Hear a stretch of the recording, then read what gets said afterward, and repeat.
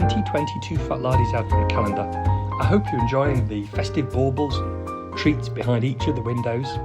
And today we're asking Nick if you could have 3 characters from the whole of military history over for a dinner party. Who would they be, and what would you be hoping to discuss and discover about each of them? What sort of things would be on the agenda as you pass them the dish of Brussels sprouts? If I can have 3 characters from military history for a dinner party, who would they be? And what would I hope to discuss or discover, etc.? The old classic question. Well, I'm tempted to say Hitler, Stalin, and Attila the Hun, but I don't think really that would be a dinner party that would be much fun, to be honest. I don't think I want to really spend any time with those boring old gits. I think I'd rather go for something a bit more interesting now. I'm actually going to cheat. I'm going to say that I'm going to have a bit of an interesting dinner party where we swap things around a bit. I don't fancy people breathing their COVID breath all over me across the dinner table. So I'm going to have someone for starter, someone for main, someone for dessert, and then somebody to have a drink with afterwards. I think somebody to have some brandies with in the lounge would be a lovely idea. So where do we start? Well, for starters, joining me for aperitifs and starters, I would go for obvious choice, really. I think I'm going to be fairly predictable in all my choices, but I'm going to get the big one out of the way early, I suspect. So for my starter, I'd like to start to unravel what happened in September 1944, and I would love to be joined for starter by Major General Roy Urquhart, of course, 1st British Airborne Division, the man who famously got stuck in a loft in Arnhem.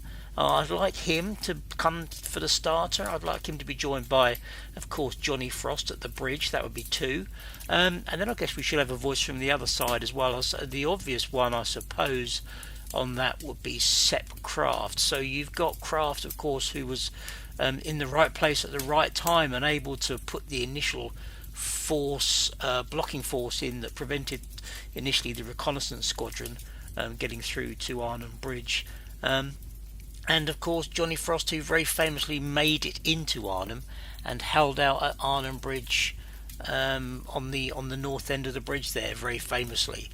And of course Urquhart, just for a view on what the bloody hell were you doing, man? What was going on at the time when you went forward into the fighting that was trying to push into Arnhem? You went into Lombok to help the South Staffers, etc., and of course gets cut off. I'd really like to just be able to have an analysis and a discussion about those fateful few days with those guys, and really just to understand from Urquhart in particular the command view, the leadership story that went with the move towards the bridge, and really to understand exactly what was going on with him, how he felt he could achieve his objective. I'd love to ask him about the story behind the drop zones, of course. And for Kraft, Kraft is a man who's left an account of his of what happened at Arnhem, which some people say is written from the perspective of a great story and a self-publicist in terms of, look what I managed to achieve, which of course is completely understandable, and history is full of self-publicists. So I'd really like to understand a bit more about what he saw, what he thought was going on, and to try and just get a little bit of a deeper analysis and understanding about what happened on those few days in September 1944. I've got no idea what we'd have for starter though. Calamari probably. That would be all black pepper squid's always good, isn't it? Can't beat a bit of that with some chilies. That'd be lovely jubbly. So and then after starters, I'd wave them off. I think that I'd soon. I think it'd be a very long starter, but I think I'd like to move on to something else. So who would I have coming in for the main course? For the main course, principally because I reckon I could out-eat any of these guys, I would have, again, 3 people connected by one story, because I'd want to explore the particular story that connects them in great detail. So for me, predictably, I'd go for Horatio Nelson. I go for Cuthbert Collingwood. He's number 2. The guy who commanded the other column into action at the Battle of Trafalgar. And I suppose then, playing the other role will be, I suppose, Admiral Villeneuve from the French fleet. Commander of the combined fleet, of course, and just to discuss the Battle of Trafalgar, but I guess more than that, strategy and tactics of the war afloat in Georgian times, and also about leadership and discipline, and just to get an insight across the years from them on that, to see the practical nature of how they did their job. And what happened on that fateful day. Nelson could put everybody off their desert by sharing his bullet wound with them all, perhaps in his left shoulder, and of course Villeneuve himself won't be allowed too close to the steak knives. But I think they'd be an interesting group to have. They could all wear their admiral's gear as well. We could all dress up as admirals. In fact, that would be quite fun, wouldn't it? I could wear a big black hat and lots of gold braids. That would be good. I really enjoy that. We'd have roast beef. I think we'd have to have roast beef, wouldn't we, if we're talking about the Battle of Trafalgar? That would be good. Then change it down.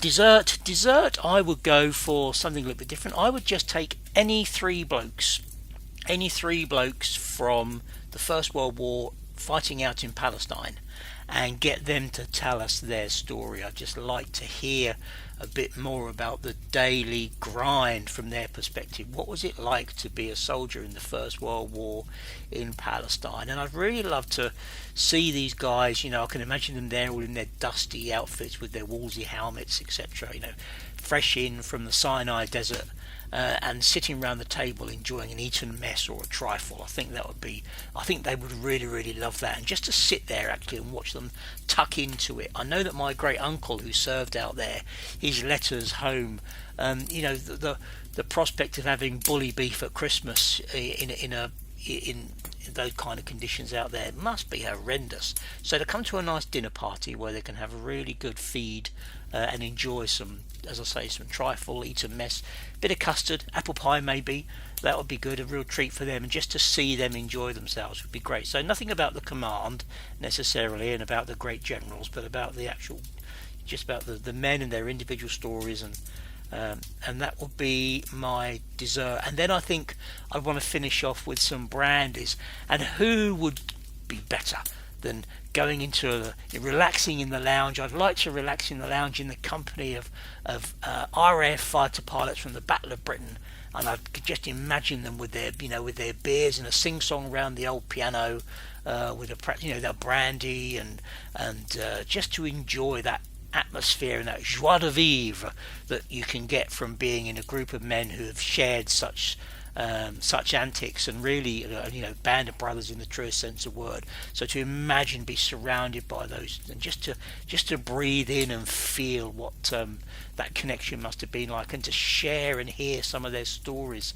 that of course we've heard passed down through the years from Geoffrey Wellham and Johnny Johnson, the stories of Milan and Barder, etc. I'd just love to have a connection and just spend some time in their company. I could almost picture it actually retiring to the local village country pub and having some beer around the piano, just as though it was the heady days of August 1940. So yeah, I'll probably be quite full up after all that, though. I don't know if I've managed to get many beers in me, but well, I guess I'm just answering the question. You asked the question, and those are the answers. That's who I'd spend my evening with.